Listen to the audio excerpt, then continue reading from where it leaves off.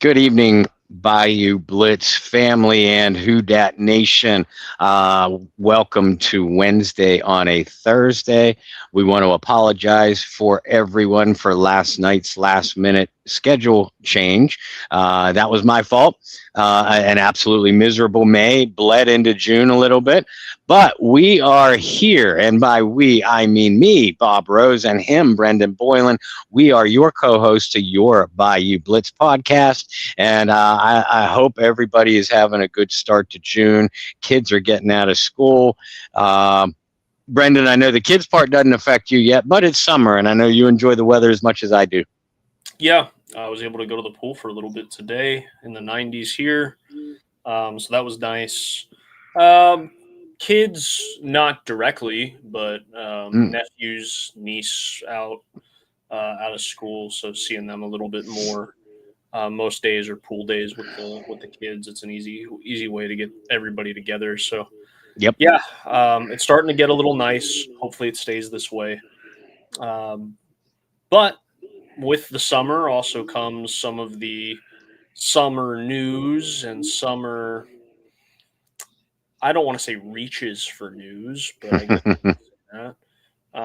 So we do have a good bit to talk about today, involving contracts, involving roster, involving all sorts of stuff. But before we do that, let's not forget that the New Orleans Saints are playing in Paris, France this year. They play the Pittsburgh Steelers, and if you want a really unique opportunity, not only to connect with Saints fans from another country, or travel with Saints fans to another country and witness the NFL's first ever game played in France, does Bob have good news for you?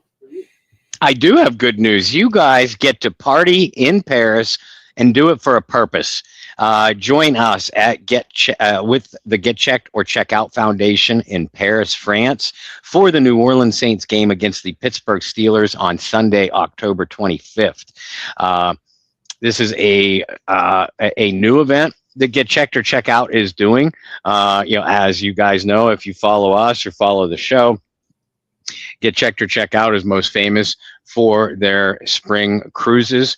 The Go Black and Gold celebrity charity fan cruise this past year, going to the Bahamas for the first time. They are still going to be doing that. We will keep you posted very soon. We're going to have exact dates and locations for the 2027 cruise. So I can't wait to talk about that more. But until then, you can help the Get Checked or Check Out Foundation and party in Paris for a purpose.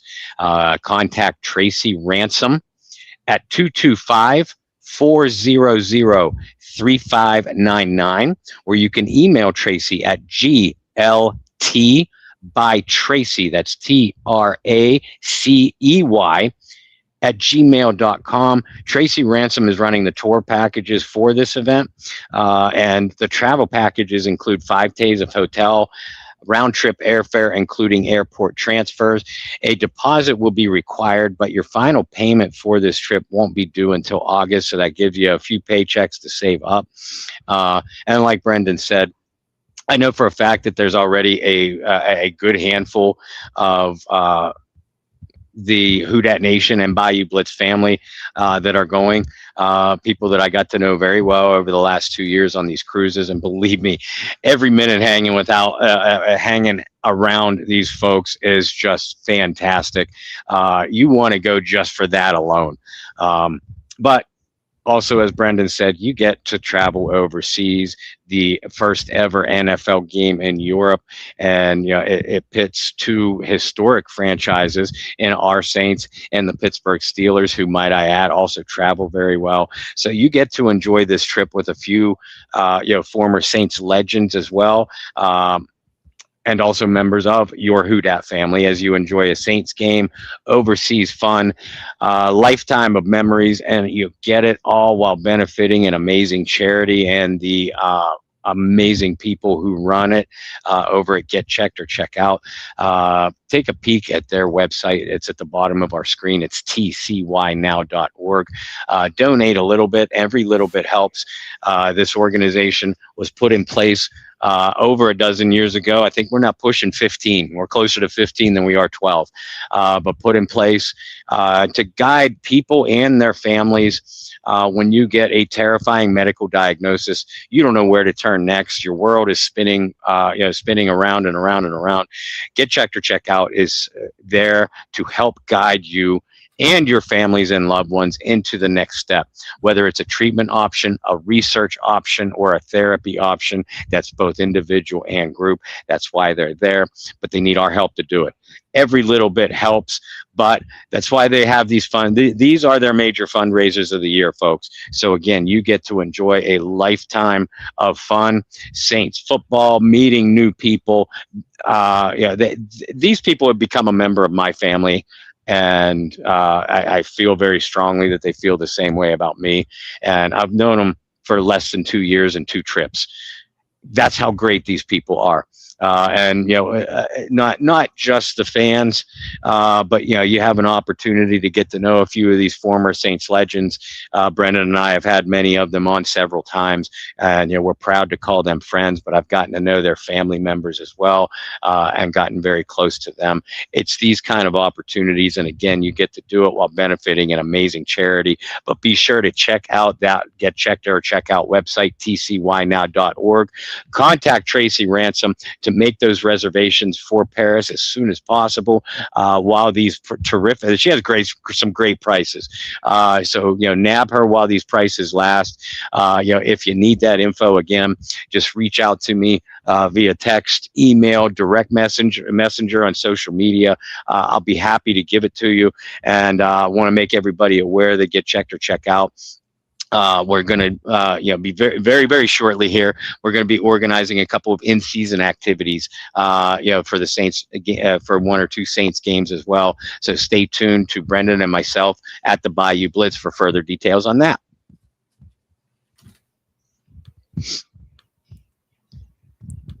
Well, let's talk about one of the key players for the New Orleans Saints, a guy that a lot of people are going to be traveling to go see.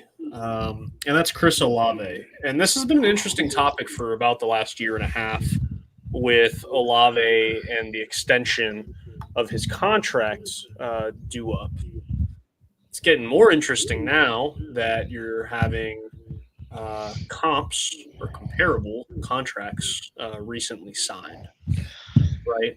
You guys have ever bought a house or looked for a house, you know how valuable comps are of houses that are of similar size in the same area that have sold within the last 90 days to 6 months. That's a very valuable negotiation tool. Well, the same thing in the NFL when contracts for receivers or any position is signed fairly recently when you go to the negotiation table. And now, over the last few days, Chris Olave has 2 really fine examples to bring into the Saints front office after Drake London of the Atlanta Falcons signed an extension for 4 years, north of $100 million. And then today, Green Bay Packers wideout Christian Watson signing for 4 years, a little over $100 million on his extension as well. Bob, we knew that Olave was going to be an expensive piece to keep. And the biggest question mark surrounding him, especially going into last year, was, is Chris Olave worth wide receiver 1 money? I still think that is a valid question to ask because he, to me, is fringing on that. The numbers look really nice, especially early in the year. There was a stretch, I think, through the first 7 weeks of the season. He led the league in receptions. You're like, whoa, that on paper looks great. And then you look back and you go, well, the yards after the catch were bad. The yards per catch were bad. Not all of that's on Chris Olave. And we did see Chris start to come into his own a little bit more, especially after the quarterback change. But we also saw injuries derail the Saints offense throughout the season as well, which took away opportunities for Chris to find opportunities. Got a lot more attention from the opposition's defense, and I think that leads to a lot of different things. So while that question is still on the table, you're starting to see these comps or comparable contracts get signed that Chris is going to bring to the table. I think the Saints have made it very clear that they do think Chris Olave can be the number one wide receiver for this team. So I have no doubt in mind that they will work something out to have him under contract moving forward, and they view him as a cornerstone piece of this franchise for the next 5+ years. Yeah, it certainly appears so. And yeah, the details of both Christian Watson's contract signed today and Drake London's contract signed yesterday, I believe, although that might have been the day before. When you say comparable, that they're all three wide receivers are comparable ages coming into the league, all in the 2022 draft. Watson was an early second-round pick. London taken 8th overall in the first round, and then of course Olave taken 11th overall. Watson's contract, I was not able to find what the guaranteed money was, but it's for 4 years, a reported 110.5 million with 31 million in guarantees. The eye-popping one is London's. London's is also for 4 years. And a reported 141 million that could escalate to 150, if he hits certain incentives. The eye-popping part of that is $100 million of guaranteed money. So I think it's safe to say here, and Garrett Wilson also drafted between London and Olave in 2022. He got his contract extension last year. So, much like computers or cell phones, when you buy one this year, last year's model becomes, obsolete and a little irrelevant. Mm-hmm. I don't think it's fair anymore for the Saints to come to the table with an offer comparable to what Garrett Wilson got, and especially not now after these two contracts have recently come to light. But I do think it's safe to say that Olave's deal is going to be for four years, and certainly over 100 million. That's pretty much a guaranteed with what we've seen the last 36 to 48 hours. The sticking point undoubtedly to me is going to be the guaranteed money, and that's probably why the deal has not gotten signed yet.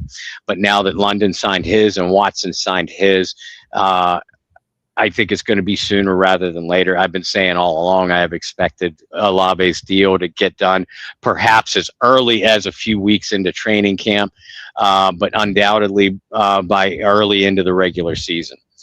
And again, Olave is under contract currently. He's on a 5th-year option, so he really was no threat to hold out for any significant length. And I think the fact that he reported to OTAs, which were not mandatory this past weekend, while the details of this deal was still getting done, I think that's a testament to Chris. So yeah, I think now that London's and Watson's deal has gotten done, we could see we'll probably see an Olave extension become official, most likely before training camp now. And it's not going to be figures that that a lot of Saints fans like. I can hear some now. Oh, Mickey Loomis doing it again, throwing around money. Well, this is also a young player, a part of your young core of a rebuilding team. And Brendan, just kind of what you hinted at. We've both been Chris Olave fans dating back to his Ohio State days. But we would still openly debate whether Chris Olave is a true number one receiver. And I think the 2025, he showed that he was, the numbers showed that he was his first 2 years. 3rd year, he missed half of it due to injury. That's why I only say the first 2. but the product on the field didn't necessarily say, well, yeah, a number one receiver really needs to show up, at these times or in these critical moments. And Olave really didn't until last year. And when I really took notice was, after Alvin Kamara went down. You mentioned after the quarterback change, that's when Olave's receiving yardage numbers really took off. He was getting the looks from Spencer Rattler. They just weren't great looks, in terms of downfield production. That changed when Tyler Shuck came in, as you alluded to. But it also really stuck out to me. Rashid Shaheed was traded. Devon Vele went down. Alvin Kamara went down. Kendre Miller went down. You had injury issues all along the offensive line. So essentially, Chris Olave and Juwan Johnson were your offense. End of story. And Chris was still putting up the numbers and still making the plays. Now, and we said this on more than one time on our post-game shows last year. That's the kind of thing that you expect from a number one receiver. When everything else around you is falling apart, you still make the plays. When everybody in the stadium and on the field and watching on TV knows you're going to get the ball, you still make the plays. And that's what Chris Olave was finally doing consistently. So I don't think that there's any question that the Saints view him as a number one receiver. They did not draft Jordan Tyson with a top 10 pick to replace Olave. They drafted Jordan Tyson to complement and team up with Olave to give Tyler Shuck another added weapon. Yeah, I agree with that. I'm still in, like I said, I'm still in the boat that Olave is a fringe number one.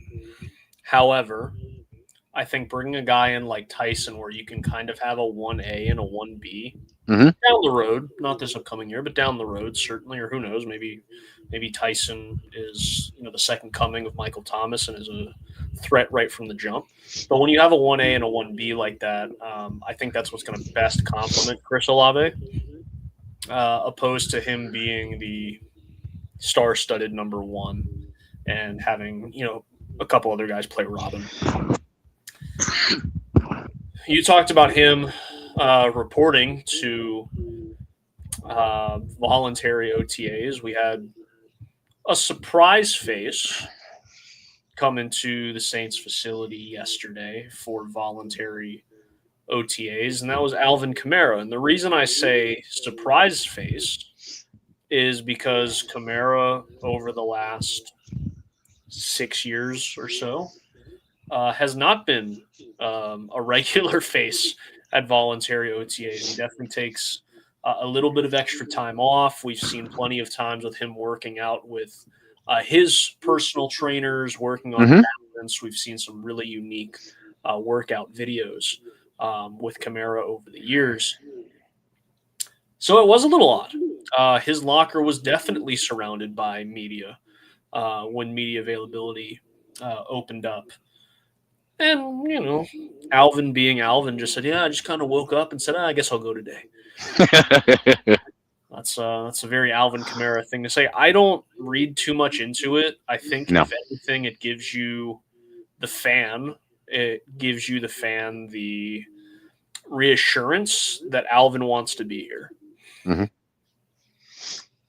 It probably is also a strategic move in some ways for Alvin to say, look, I know my name's been thrown around here a lot, but I'm here. I'm at voluntary OTAs for the first time in however many years. I'm here to be a good teammate, or I'm here, whatever the case may be. I give him props there. Nothing's changed, though. And you and I have said that for weeks now, is he's still under contract. I don't foresee him being that was the news going into this week was, if he's a post, June 1st cut, the Saints save whatever. And it was there were some weird, funky rules. And if you really want to dive into that, you can. There's some good threads online on that. But you and I both said we didn't foresee that being the case. If anything, there was a slim chance that Alvin got traded. I know you released an article on those slim chances and teams that may be to watch for if it got to that point. But we both believed he was going to be on the roster this year. Mm-hmm. Alvin clearly believes he's going to be on the roster this year. and wants to be on the roster this year. I also think it's good for him to be at voluntary OTAs, considering he's going to be sharing a backfield with another talented back for the first time in a long time. That's no disrespect to the other running backs on the roster, but you don't bring in a guy like Travis Etienne to, be a backup to Alvin Kamara. You have, very similar to what I said with Tyson and Olave, you have a 1A and a 1B.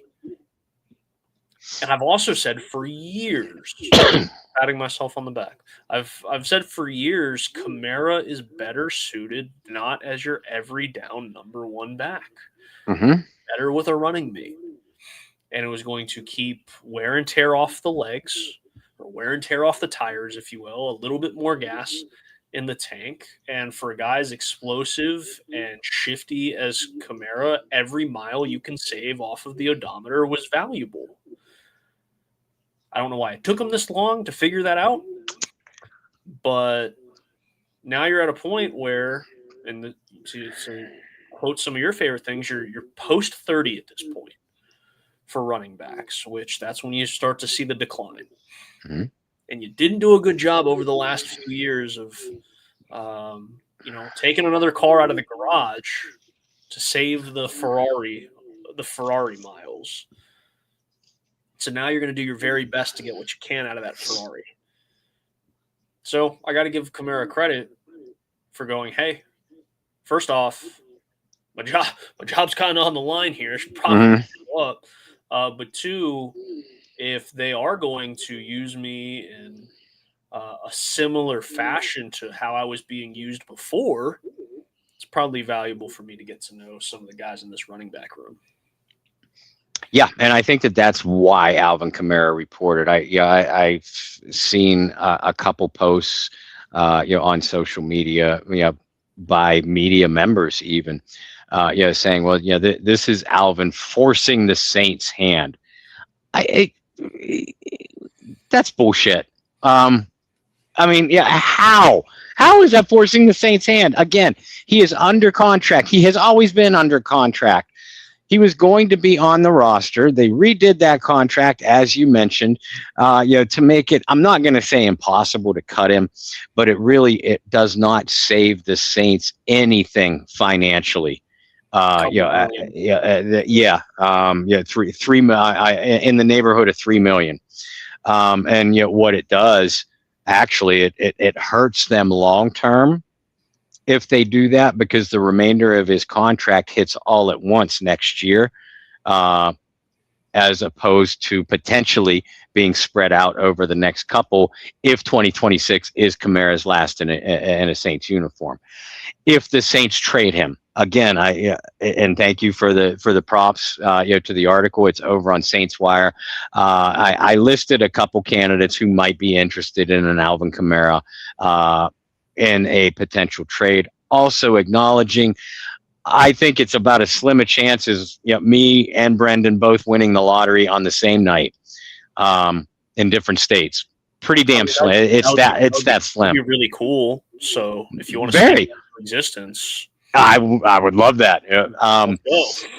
But no, I mean, and this was not Kamara forcing anybody's hand. This was not Kellen Moore being a little disappointed that Kamara showed up. This was exactly what you just said, Brendan. I think morbid curiosity in Alvin's part. I do wonder how the Saints are going to use me. I might as well show up and find out. Because, I mean, there's never been any issue that Alvin Kamara is going to report into training camp in shape. He's never come, since his first 2 years in the league, every year since, he has never come to the voluntary stuff, mini camps, OTA, stuff like that. He has never missed the mandatory stuff. And you can always bank on him. He's going to come in shape because, he's always had an insane workout regimen. But a little bit different monster this year. Alvin doesn't know how he's going to be used. We don't know how Alvin's going to be used. Kellen Moore might not know how Alvin's going to be used. So the best bet for all parties is for Alvin to show up as early as possible, and let's get this ball rolling. And Also, from Kamara's perspective, the visual perspective and point of view. Uh, he's coming off his worst year as a pro by far. Yeah, I know he only played in 11 games because of injury. That's another thing. He's missing more and more time, with injury. But I'm looking at what he did per game. He only averaged less than 43 yards rushing per game, 3.6 per carry, an average of 3 receptions and 17 yards per game with 5.6 per reception, and a total yardage output from scrimmage of less than 60 yards per game. That's abysmal. That's the kind of stuff put out by a third-string journeyman running back, not an Alvin Kamara. And listen, I think it's safe to say we all know that Kamara is not going to be the face of this franchise anymore. He's not going to be the focal point of this offense anymore. What we're all on the edge of our seats. Let's put the cut talk to rest. The Saints are not going to, and we're never going to, cut Alvin Kamara. Let's put the trade talk in the back of the cupboard where you don't see it again until you move out of your house that far back, because I think it's that slim a chance that Alvin gets traded. All we're waiting for now is to see how Alvin is used in this offense and see what he has left in the tank. That's it. I'm glad he reported to camp. Gives the media one less thing to write about. Oh, another day Alvin Kamara isn't at camp. Well, no shit, because he never comes to these things. I was glad he shut a few of the media members up by showing up. But even I admit I was pleasantly surprised by it too. Now let's just get on to the next order of business. And that, folks, that's all Kellen Moore is saying too. When most of y'all are trying to read too much into what Kellen is saying. Oh, he's not interested in having Kamara on the team. He just seems kind of blasé and half-assed responsive. No, this is just another player on the roster that he needs to evaluate, not on whether he's going to make the team or not, but how I'm going to use him. What situations am I going to use him? What does he have to give to me? So, Kellen doesn't want to talk about all this. Are you surprised Kamara showed up? Because I did notice, I counted 9 different times he said, I'm just glad he's here. I'm glad to see him. Some version of that. 9 times. Guys, that's the coach saying, I don't want to talk about this anymore. I want to talk about the next topic because this was never a subject to begin with. Here we go. I'm not surprised. I mean, some people say, well, it's the media's job to ask those questions. Yes, but it's also the media's job to once or twice. Yeah, it's the media's job to read the room. If you're not going to get an answer, you can only phrase a question so many ways. I was surprised he reported, right? Ultimately, just because of the track record. Take a lot of these things out of it that Bob and I brought up on why he made it. Ultimately, the track record has not been good over the years on him showing up at all. So, I was a little surprised by that. I think it's fair for all of us to be a little bit surprised by that. That's all it is. He's still, like Bob said, he's still on the roster. We've said that for weeks now. He's going to be on the roster based off of everything that we know. And I don't anticipate him being moved. I just don't.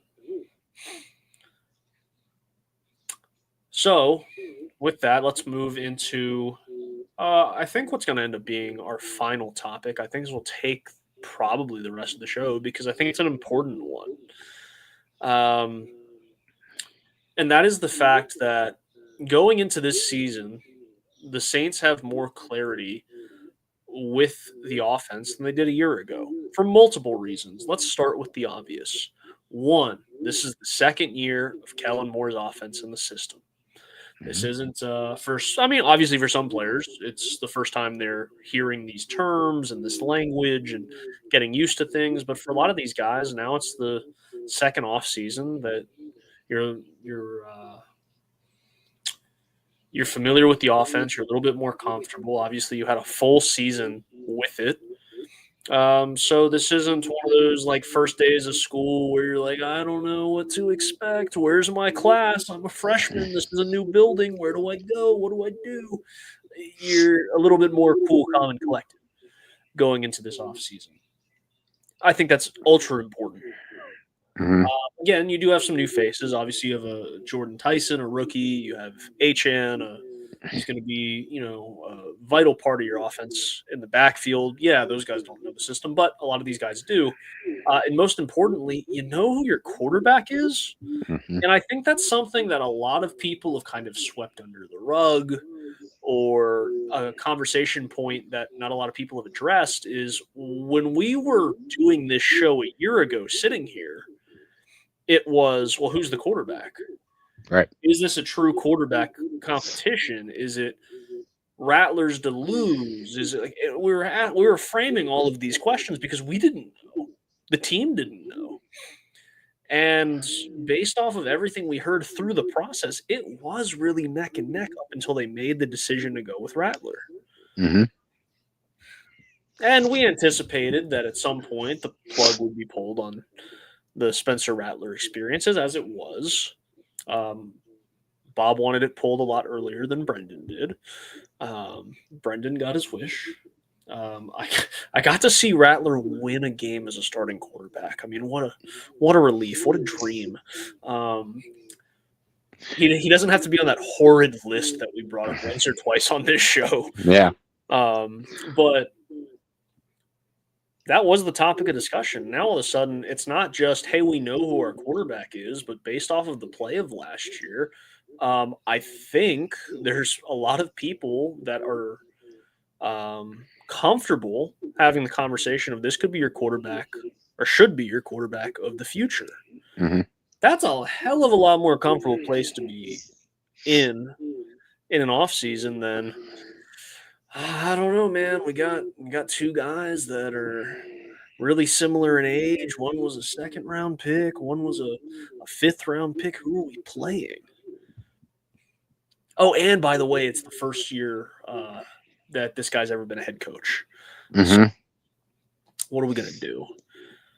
I think it's a much prettier place to be.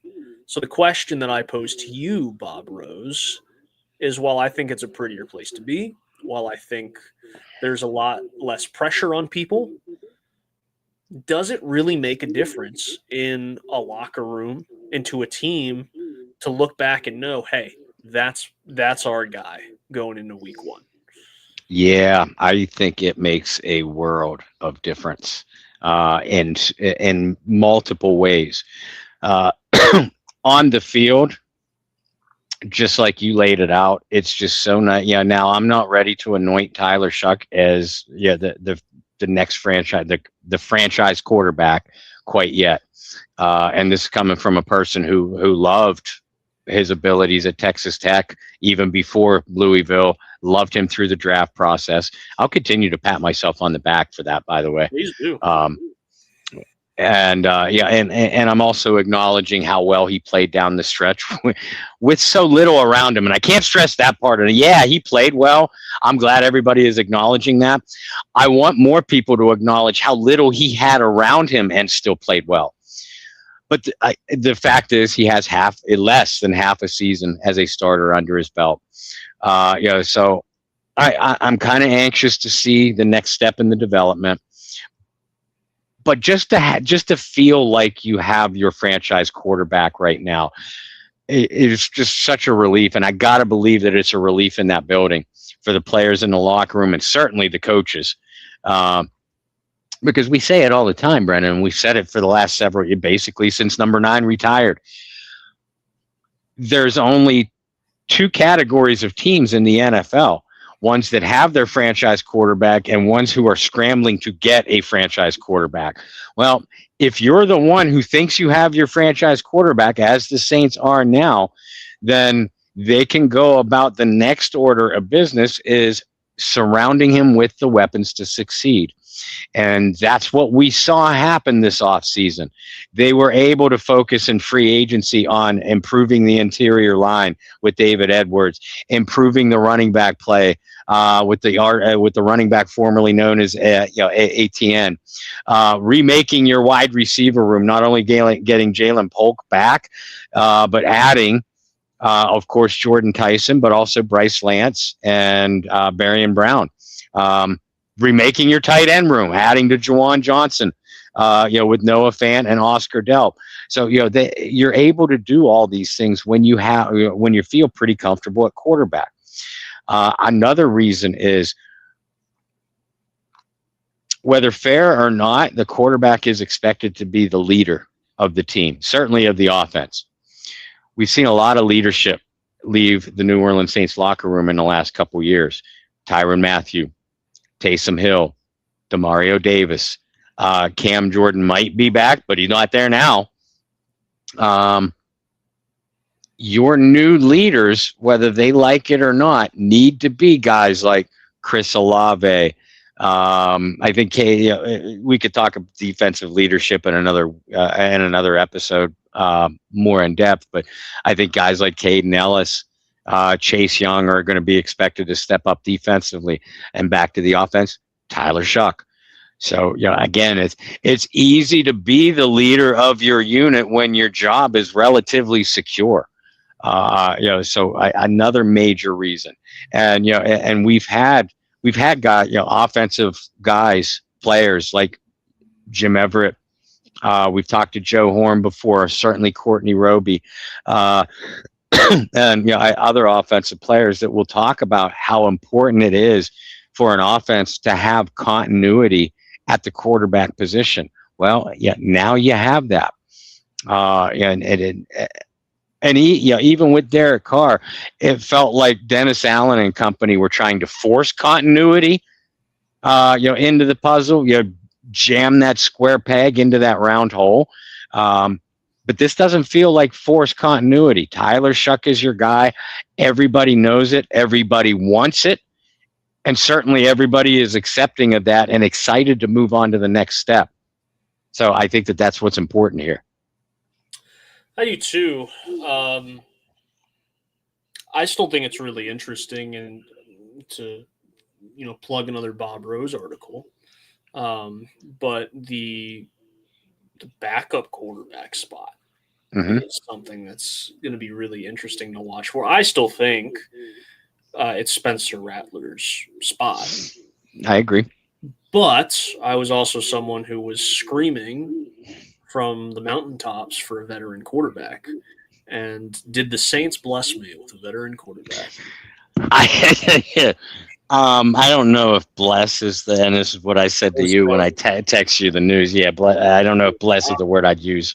Yeah, no, I don't think it was either. But it's the word we're choosing for the show today. Yeah, the Zach Wilson thing still, I don't think it frustrates me. I think it just really confuses me. I don't even know quarterbacks that are available right now. But there had to be a better veteran option. Had to be. Or at least one that fit my idea of a veteran quarterback a little bit better. So let's talk about that too. I think the first year we talked so much about how important it was to have guys that were familiar with this system brought in to help teach the system, be familiar with the system. I think I was a little underwhelmed with the amount of guys that were brought in that had familiarity with Kellen Moore's system. Yeah. There wasn't a lot. And so going into this offseason, I was curious, hey, are they going to start doing that? And they really haven't. It really hasn't been a thing where it's like, hey, let's bring in guys that were in Philly, or let's bring in guys that were in Los Angeles or Dallas with Kellen. What do you make of that? How do you read that? Is that something that we as members of the media think is more valuable than it really is? Or is it saying, hey, what I'm doing in New Orleans is so vastly different than everything else I've done before, there is no need to bring in guys with familiarity, especially at the quarterback spot? It might be us in the media and the fan Do base not too. blame us, damn it. Do not blame us, damn it. We're always right. But I mean, you do see it everywhere throughout the league. When you have a new coach, what does that coach do? He brings in players that he's been familiar with, that he's worked with, and certainly that knows his system. I actually think it's a testament to Kellen Moore and that staff and the confidence that they have in themselves to be able to teach the system. That's what spoke to me this offseason, because I was like you. I expected, I expected the same exact thing to happen. I did. The reason I thought it didn't happen last year was because, Kellen was brought in relatively late, having coached through the Super Bowl, and was a little bit behind, when it came to, free agency and even, the draft process and things like that. Had to rely more on this, in-house scouting department. The fact that they did not bring in anybody, to my knowledge, that has played for Kellen Moore or Doug Nussmeier in the past, I think it might speak testaments to the confidence that Moore and these guys have, in their ability to teach the young guys and the new guy, the young guys drafted and the new guys that they're bringing in. I think so, to an extent. To be the devil's advocate, I don't know how aggressively they've gone after some of those guys, and I don't know how many of those guys were offered and it was like, no, I'm good, thanks. True. And I don't know if that's a system fit. I don't know if that's because, hey, I'm not quite ready to be, the guy on the end of the bench that's essentially another coach. There's so many factors that go into it. I just find it very interesting, like we've talked about, that there really wasn't any movement for guys. There's a couple guys that had played for Kellen at some point, but it wasn't like that makes sense, right? Or like that guy really flourished under Kellen Moore and his system, right? Because we see that, to your point, we see that all the time, right? There's going to be a fifth wide receiver that gets brought in to at least compete in camp because he played under wide receivers coach, or he played under this guy and that was his career year, or hey, they have a relationship that dates back to college or whatever the case may be, right? We really didn't see any of that when you were able to play, God, it used to. Maybe I'm the weirdo, but there used to be, what is it, like seven clicks or 7 steps to like Kevin Bacon. Like you couldn't really play that with any of these guys to Kellen Moore. And it was like, well, this is weird because typically you're able to pick out at least 1 or 2 guys. Okay, well, this receiver played with this quarterback. This quarterback played for Kellen Moore. Or whatever, right? You couldn't even do that. It wasn't that there was not just no direct connections. There was no like indirect connections. You're like, what the hell is going on? So yeah, I do find that really interesting. And maybe you're right. Maybe we do need to applaud this this coaching staff for being able to, teach the system and have trust in who they went out and scouted and acquired. To run the system the way that they want it to. Can we talk about, you mentioned the continuity. We talked about the continuity at quarterback. Obviously, Shuck having a strong relationship, at least on the field, with Juwan Johnson, Chris Olave. We expect that that's going to carry over. Sure. Can we talk for a second about the continuity we're going to see on the offensive line? Without mentioning Cesar Ruiz, that black hole. Well, there goes our conversation, Bob. Oh, yeah. But I mean, you have Eric McCoy back. So we keep our fingers crossed that he's going to be healthy. And I think we all believe that David Edwards is going to be a huge addition at left guard. Yep. But the offensive tackles, many of us keep talking about, and we did last season too, how talented a duo that Talise Fuaga and Calvin Banks have made in their 1 year together. Mm-hmm. But remember, folks, coming into last year at this time, there was some doubt. Okay, Banks played left tackle at Texas, but he also played right tackle early in his career. Which side is he going to play? Because Fuaga, who played right tackle in college, played left tackle as a rookie 2 years ago. Is Fuaga going to move? And ultimately, of course, we know that ultimately did happen. Banks got the job at left tackle. And Fuaga settled in on the right side. So, you have a whole off season of these guys in that place. Fuaga's not being asked to learn a defense, learn a defense, the speed of the NFL game, and a new position.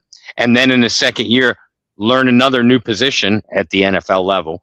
Mm-hmm. While Banks is getting acclimated to the speed of NFL defense. We have both these guys in the same positions for back-to-back years in their offseason, in the same offense that they played in last year. Guys, I think that that's going to be huge. I think a lot of it is going to rest on the health of Eric McCoy. I think it is. This is going to sound weird to say, but I wasn't really thrilled with how the Saints addressed depth of the offensive line. And I feel like we've said that for the last few years, is they're very reliant on everyone staying healthy. Which, not just for the Saints, rarely happens across the league because guys are getting hit every single play. I think, and this goes back for me. This goes back all the way to the end of 2005 to 2006, and this is something my dad told me. I don't know, it just sticks with me. I'll never forget it. Going into the 06 draft, there was a lot of people that, most people believed Reggie was going to go number one to Houston, which would have left the Saints with options at 2, including a left tackle named D'Brickashaw Ferguson. Mm-hmm. And I remember my dad saying at that point, in the weeks leading to the draft, that if Reggie goes 1, D'Brickashaw should be the no-brainer pick at 2, because solidifying your tackle positions for 10 years or more is one of the best things you can do for a rebuilding team, right? And while ultimately that did not play out for the Saints, and Mario Williams went 1, Reggie went 2 to New Orleans, that always stuck with me, how important it is, especially in the draft, to hit home runs on your offensive linemen. And the Saints were able to do that back-to-back years at the tackle position and really solidify that for the guy who should be your franchise quarterback that we've been talking about, Tyler Shuck, for years to come. So to your point, I think that's fantastic that this is going to be the first full offseason. Fuaga doesn't have to learn a new position. Banks, who had a really good rookie season, gets to grow on that. We talked about the importance of having your guy at quarterback. I mean, it's also very valuable for those offensive linemen because as silly as it may sound to the average fan, what your quarterback does and his tendencies and how he steps up in the pocket, does he like to escape right? Does he like to escape left? When he rolls out and escapes, is he rolling over one shoulder versus the other? Like, all those things are important to keep in the back of your mind as a offensive lineman, and how you're blocking, how you're setting up. Because it's just a chess match. Defender hits you with this move. What's your counter? Right? That's all it is. And the more that you know what the guy behind you is doing, the better you can set yourself up and them up for success. So I do think that is a very undervalued part of it, and how those intertwine, and how those conversations are going to intertwine. And in the running game too, Callen's had a whole year to digest. Okay, Calvin Banks operates best on these type of running plays. Fuaga operates best on these type of running plays, and the black hole wearing 51 beside of him, they work best in tandem on these type of plays. And you can develop your running game according to the style of running backs that you now have in the room, accordingly to what your tackles like to do and how they perform best. Absolutely. To your point, I think the Saints had a home run in free agency and getting the best offensive lineman available. If McCoy's back and healthy, I mean, we've both thought so highly of Eric McCoy.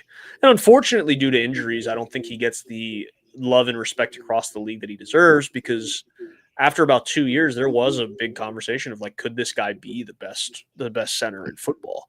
And then injuries have kind of derailed some things, just the lack of consistent availability. I know you don't like Cesar Ruiz, clearly. He has his moments, but he has his moments both ways. No, I do think he's had positive moments. Very, very, very few. And I mean, he had a good season the year that they signed the contract extension with him. After that, he has been nothing but like a black hole or a speed bump for defenders, whichever you want to, whichever comparison you feel is more applicable. He's a slightly better run blocker than a pass blocker, but that bar is low. I think it also opens the door, and I've said this before too, I think, it opens the door for all the people that complained about Andrews Pete. Yeah. Like, please go ahead and tell me how good Andrews Pete was. I'm not saying first off, I'm not saying that Cesar Ruiz is like this perfect product or anything. I do think he has had bright spots. And as someone who is more of the optimist on this particular show, I'd like to still hold on to, hey, there have been moments. There are things there. It hasn't been as much of a disaster as Trevor Penning was, as much as we both liked the prospect of Trevor Penning. Yeah. Just like after all this time, I've still been the optimist on Kendre Miller, even though I'm kind of at that point where it's like time to turn the page. I don't know where he fits in this. That's another conversation for another day. But like, I have no idea how he fits. Are you a fan of the two? Yeah, the first two. I don't acknowledge the third one. The first two Major League movies. Yeah. All right. Randy Quaid on my timeline the other day. I don't know why, but like there was a couple scenes that popped up on my timeline. But anyway, Randy Quaid was the Cleveland Indians super fan in the second one, and even though the team stunk in stunk in spring training and stunk to start the regular season, everybody else was turning on him but him. And he's like, I have confidence that these guys are going to turn around. They're going to turn around. You'll see. He was basically the last optimist in the room. And, they lost, is something, that they blew a lead or just got their ears blown off. Something happened, and just all of a sudden that switch instantly turned, and he's like, "Oh, F this and F them and F that," and that's what you're going to be when it comes to Kendre Miller. I feel it. Yeah, I'm kind of at that point where I'm like, I don't know, like, he doesn't fit anymore. There's not really a roster spot for him. I've held on very long. You have. So many glimpses.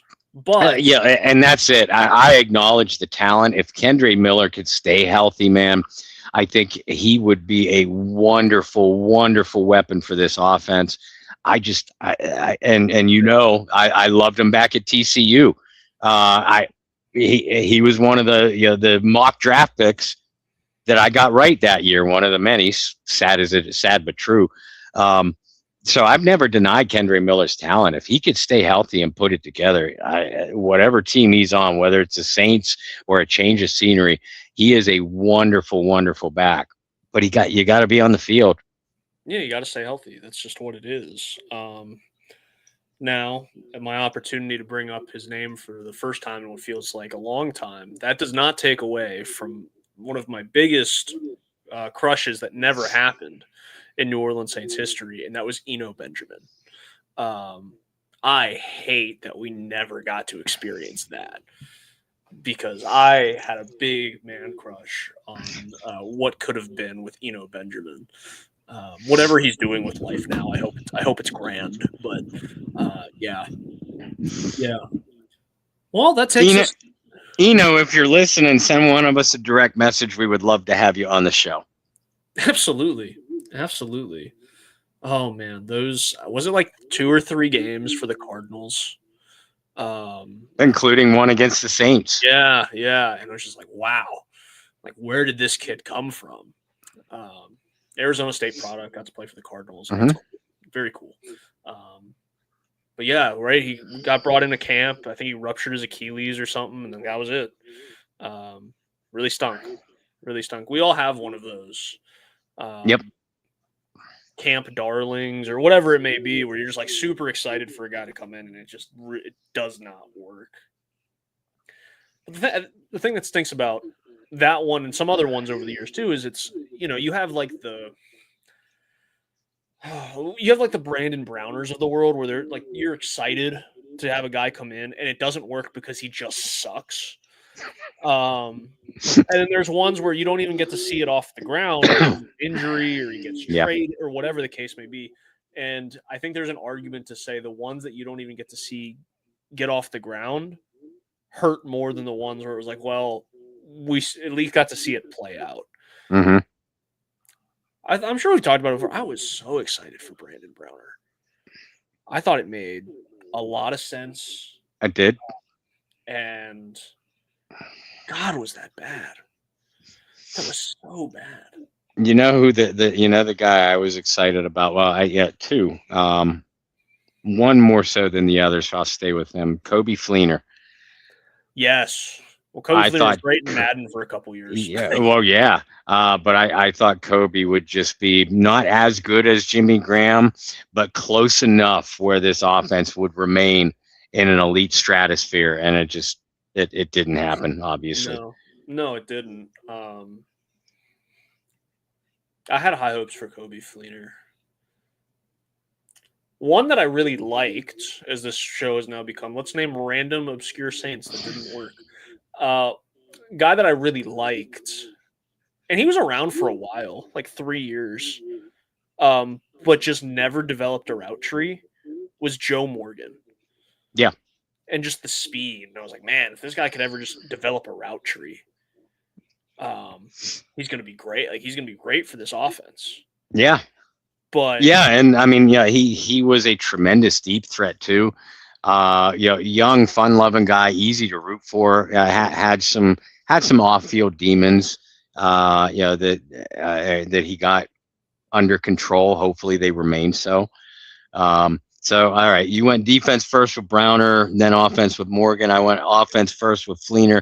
I'll go defense with a guy that I was thrilled to see come in, the Kendre Miller of the defensive side, Donnell Ellerbe. Oh, yeah. And when Ellerbe was on the field, great things happened for the Saints defense, but he'd be on the field for like 3 games and then miss 5, be on the field for 2 and miss 6. And you could count on that year after. I think he was a Saint for 3 years, if I'm not mistaken, before New Orleans finally said, yeah, you know what, we can't count on you. So we just remade our linebacking core. But yeah, Donnell Ellerbe was that one for me. That's a good one. This is a fun game. I like this game. We can make a show out of it. We could do a whole show of just going back and forth. I'm like, man, did I really like this pickup, or really liked what this guy showed in a couple games? Yeah. No, I like that. Maybe we'll save that one deep in the pockets because we'll have some time here in between, like OTAs, mini camp, training camp. We'll have some weird weeks where there's not really a whole lot going on. Definitely save that for the back pocket of, hey, like, let's just go back and talk about guys that just didn't work. You know what? We got to have some of our friends back on. Courtney, Tyrone. You know, Tyrone's going to have opinions. That guy, no, never. Yeah, even Delvin and Jim. We'll see if we can see what their thoughts were. Hey, when you were with the Saints and the Saints drafted this guy or signed that guy, name one or two guys that you were really excited. Yeah, this guy's going to make a difference in our team, and just didn't happen. And then, of course, we'll have to ask them why, since they were in the locker rooms with those guys. Why did that not work? Well, you brought up Delvin. I mean, one that I hated that we didn't get to see progress. And I think I've talked about this before, was we never really got to see Keenan Lewis and Delvin together. Yep. And I thought that would but let alone, and we have said this before, because I think we're both willing to die on this hill. Delvin Breaux and Marshawn Lattimore should have been together in 2017, at least 2017. And if that were the case, the Minneapolis Miracle would have never happened, because Delvin Breaux does not. Yeah, Delvin Breaux does not give up that pass. You wouldn't have had Ken Crawley for a lot. Only giving Crawley was good that year. I will give him props. He was solid, but not a starter. Right. No, but he was a lot better than we anticipated.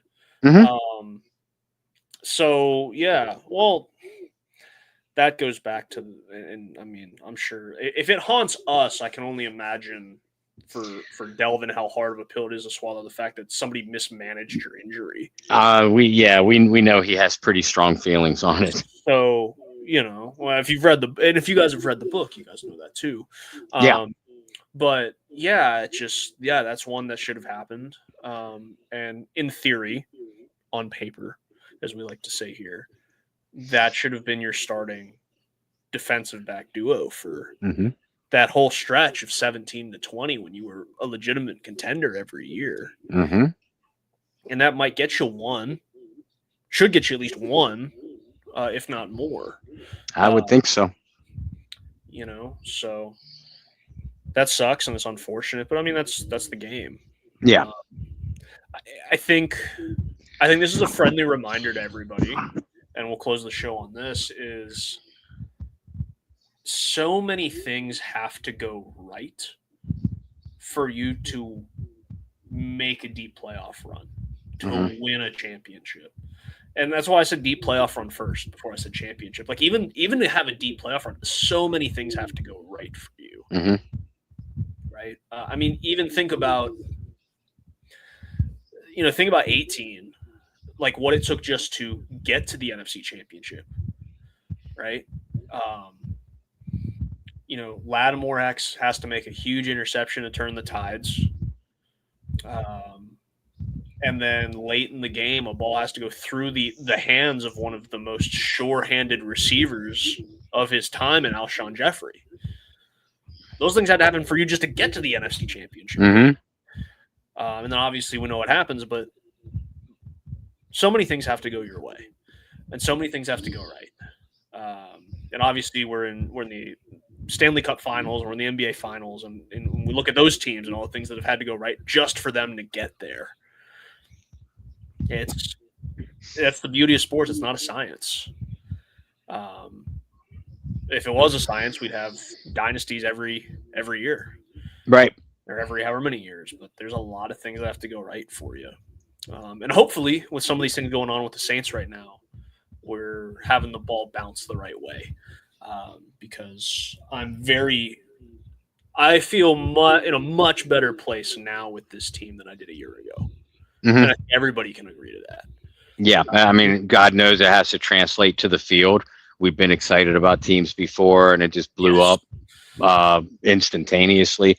But this has a different type of excitement to it, because it's not only instant excitement. You see so many young players, and you're excited about now. The 2026 draft has to pan out. yeah, you see the team rebuilding through the draft, and you have your answers at quarterback and wide receiver, and the defensive backfield. And what adds to that excitement is you drafted all these players. So right now, they're cheap, and they're not even in the prime of their careers yet. So Mhm. I think that's what's added excitement for a lot of us. I know I know me. Because if you draft right and you have all these positions answered, you could set yourself up for a legitimate 4 to 6 year window where you're a strong contender each year. And I know it's only been 5 years since the Saints were that, but it feels like an eternity.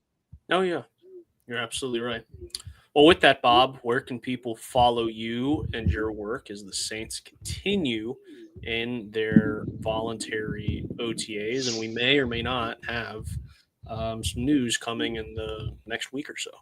Yeah, I'm hoping that we do have some news. But Saturday marks less than 100 days until the Saints will kick off their regular season. So those of you that follow me and have followed me for years know the countdown pieces that I like to do.